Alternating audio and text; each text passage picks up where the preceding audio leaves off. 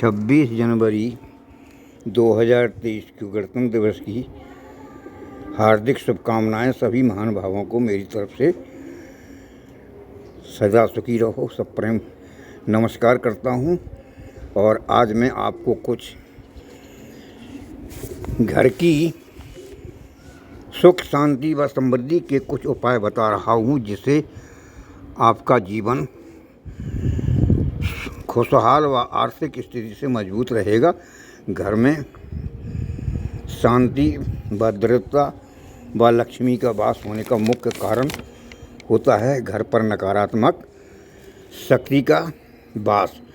जिस घर में नकारात्मक शक्ति का वास होगा वह घर कभी सुखी नहीं रह सकता है, ना उस घर में लक्ष्मी का वास रह सकता है। नकारात्मक ऊर्जा का घर में कब वास होता है ये आप पहले समझ लो। सबसे प्रमुख और मुख्य कारण घर की गृहिणी यानी हाउसवाइफ का आचरण सही ना होना, क्योंकि घर के अंदर जो भी संचालन होता है वह सब हाउसवाइफ के द्वारा होता है। अगर घर की गृहिणी रात में देर से सोएगी और सवेरे देर से जागेगी तो उस घर के लोग दुखी और रोगी होंगे, बच्चे स्वस्थ व संस्कारी नहीं रह सकते हैं और ना ही लक्ष्मी का वास घर में रह सकता है।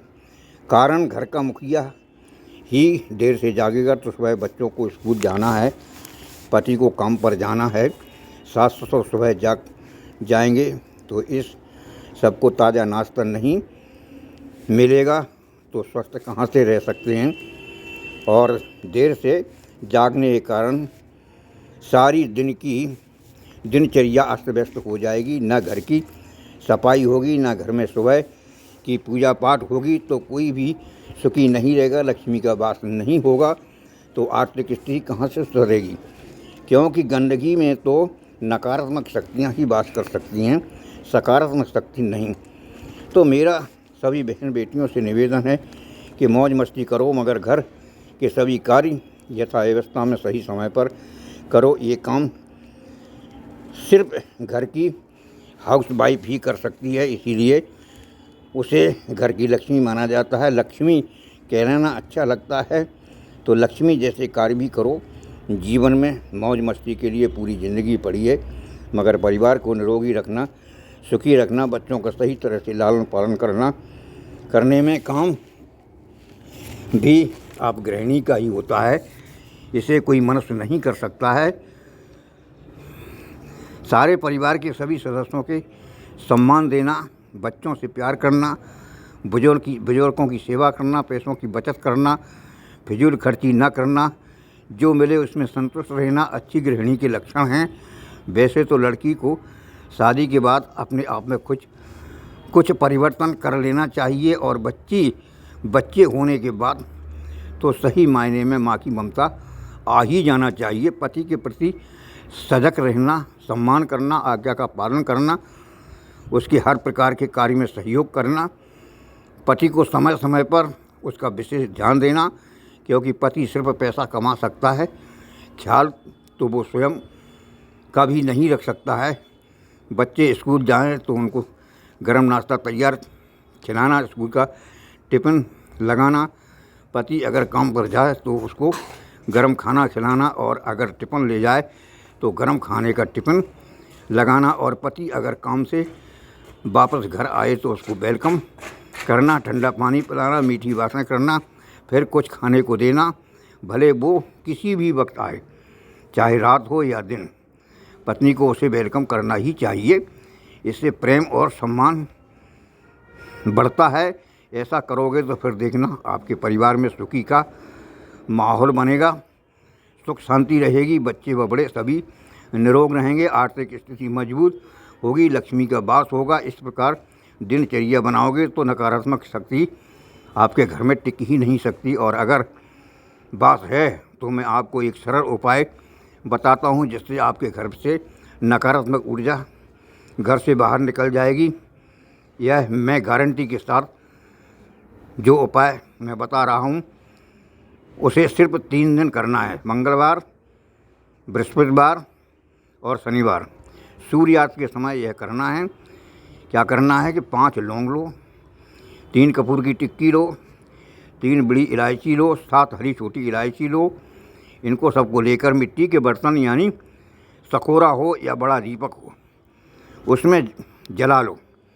जब इनकी अग्नि की लपटें उठने लगें तो इसे मकान के सभी कमरों में, बालकनी में, किचन में, बेडरूम में, हॉल में, मतलब सभी जगह इसको घुमाओ।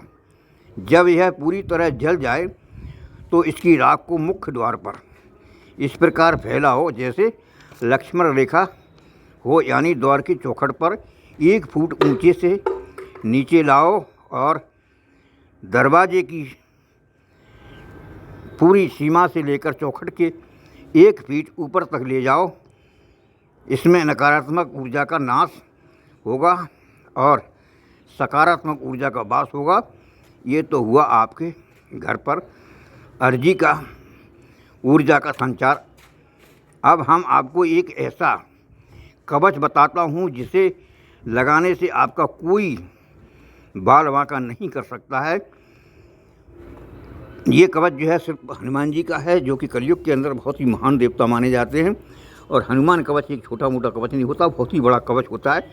हनुमान जिसकी रक्षा करता है उसे क्या, दुनिया तो बात छोड़ो, हनुमान के कवच को भगवान राम ने भी नहीं काट पाया है। इसलिए ये कवच बहुत ही महान होता है। इसलिए सबसे पहले आपको इसे सिद्ध करना पड़ेगा और सिद्ध करने के लिए आपको एक अंगारी लगाना पड़ेगी।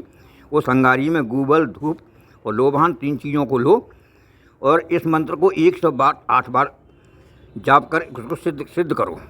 और 108 बार जाप करने का मतलब जो है कि एक बार मंत्र को पढ़ो और धूप लोबान उसमें डालो और फिर इसी प्रकार 108 बार फिर करो। फिर इसका प्रयोग कवच के रूप में कर सकते हो और कभी भी कर सकते हो, कहीं भी कर सकते हो। कहीं भी अब जाना है, किसी जगह जाना है, काम के लिए जाना है तो कवच लगा के जाओ। कहीं गलत जगह जाना है तो कवच लगा के जाओ। दुश्मन के बीच में जाना है तो कवच लगा के जाओ। कोर्ट कचहरी जाना है तो कवच लगा, कोई नए काम करने जाना है तो कवच लगा के जाओ। कहीं मरकटे में अगर बात है और कहीं गलत जगह पे यानी भेड़ ब्याला में जाना है तो आप इस कवच को लगा के जाओ। आपको कहीं कुछ नहीं कोई बाल बाकर नहीं कर सकता। और कवच का मंत्र क्या है इसे आप बड़े ध्यान से सुनो और नोट करो। ओम नमो वज्र का कोठा जिसमें पिंड हमारा पेठा, ईश्वर कुंजी ब्रह्मा का ताला, मेरे आठों याम का यति हनुमंत रखवाला। ये है आपका हनुमान कवच। इस कवच को आप लगा करके शानपत भी कर सकते हो, झाड़ा फूकी भी कर सकते हो, कहीं दुश्मनों के बीच में भी जा सकते हो। किसी प्रकार का कोई काम अच्छा शुभ करने के लिए जा रहे हैं तो आपको जाता है, कोर्ट कचहरी में जाना है, कहीं भी किसी प्रकार का काम करो, इस कवच को आप लगा के रखोगे तो आपका कोई बाल बाका नहीं कर सकता है। ये मैं गारंटी के साथ कहता हूँ।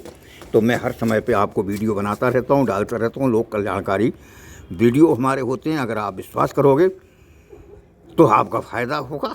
वो अगर आपको पसंद आता है तो आप लाइक करिए, सब्सक्राइब करिए। आपको अच्छा लगेगा, हमें भी अच्छा लगेगा। जय माँ विंध्यवासिनी।